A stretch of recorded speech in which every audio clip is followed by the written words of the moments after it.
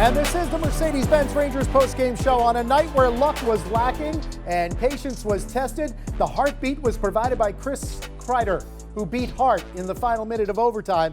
And the Rangers beat Carter Hart and the Flyers 1-0 on Garden Ice. Inside our Delta MSG studios, John Giannone, Henrik Lundqvist, and Steve Valiquette.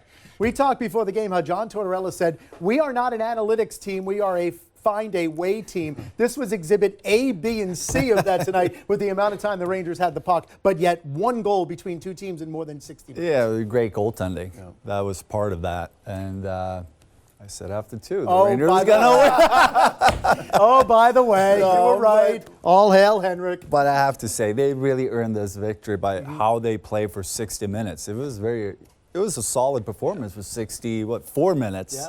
Yeah.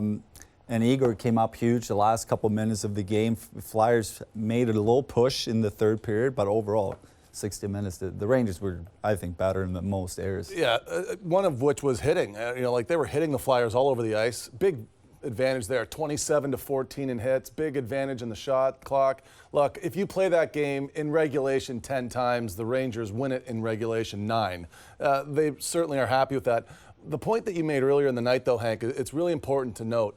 Had the Rangers been coming off a hard weekend where they didn't win in Dallas and don't win in Arizona, there's panic here tonight. It's panic because what happens is teams oftentimes when they don't do it the coach's way or the team way, they go individual. And you never saw the Rangers deviate from that. They stayed together, and that's why it's a very memorable win that should propel them again this week. Yeah, Chris Kreider's 35th career Rangers game-winning goal, and it comes in the final minute of overtime. And on a breakaway, as Joe Micheletti said, which was the culmination of a long time on the ice, and you heard him kid to Mika Zibanejad. He thought he was coming with him on a 2-on-0, and Mika made the pass and said, "I'm done." Well, we thought there was 3 there at one point. Yeah, they had 3. They had numbers. And, Mika gives it up to him. Look, Kreider's got jets. And it is nice that he does have the reference point of earlier in the game not being able to score, so he goes to something else, and it's fake shot backhand. And this works, too, and it's an interesting fact that the ice is much worse at this stage, fellas. It's overtime. It's bad ice. Players tend not to deke in overtime because it's risky. You want to shoot it. But Kreider knows what he's doing, and a lot of times, and I'm sure you would agree with me, Henrik, he's got so much speed that he can beat you with a deke because he gets there quicker to the post. Yeah, and also I'm watching this clip, and what I love about, especially early on, Mika's push. People might just look at the pass and the finish, but Mika reads the situation. Philly's last guy is right next to him, and he pushes him in front of him. In that moment, he knows that Kreider is all alone. So he has a lot of time to spin around, get the puck, and serve him for a breakaway. But that push makes a difference from one-on-one to a breakaway instead. So you see the skill of these players in certain situations, and that's really what caught my attention, that little push. All right, so we heard Chris Kreider say the intention was to go backhand because of what happened earlier in the game. Put us inside the goaltender's minds.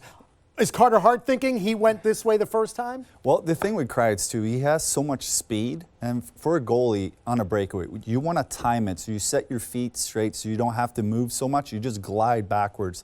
But when he comes in with that much speed and he fakes a little bit, that's when you can see Hart. He didn't have a push to his right because he got locked in because of the speed of Kreider. So that's what he has. 2 weapons, Kreider. He has his speed, and he can shoot, and every goalie knows this, his wrist shot. But when he dekes, you see a lot of his goals where goalies, they don't have any push to their left because of the speed he's coming at them. Yeah, interesting. We started the night talking about how this was a matchup of 2 goaltenders who had gone a combined 13 games without a regulation loss. Raised that number now to 15 because Carter Hart and Igor Shesterkin kept this a scoreless game into the extra session. And Shesterkin especially was able to do that. He only had 19 saves for his 9th career shutout, but what he did late in the game was most notable to Chris Kreider and the rest of the team. And look, Henrik will tell you, it's not easy to come up big when you've been sitting around for a lot of the game. You know, he's in a lawn chair with a cigar for the first 2 periods, and then you're called upon. You've got to come up big. And this is a big save right after the Rangers had a grade A chance the other way, but his save here on Hayes, it's a good example of why we say it's from Russia with glove. twice. And these are big saves where he's got to come up big against a big shooter for them. And you know that Hayes wants to bring it home. The lay down on the poke check there, it's a 2-pad stack, a little unorthodox, but it's a great read. And he came up big. He was sharp mentally when he had to. He was. It definitely helps when it's a tight game for a goalie. If you don't face a lot of shots, if it's a 4-0 game, that's when it's really hard to keep your focus. But when you know that every shot matters, especially a tight game like this going down the wire, it's, at least for me, it was a lot easier to stay in the zone and come up with that extra save. But those saves in the end, that's what sets him apart from most goalies in this league. You know, that's why you pay him the big bucks, because he makes a difference in the end for this team, and that's why he hasn't lost in regulation yet. 36-19 were the shots on goal. 73-39 were the shot on attempts. And now Igor Shesterkin is 6-0-2 on the season.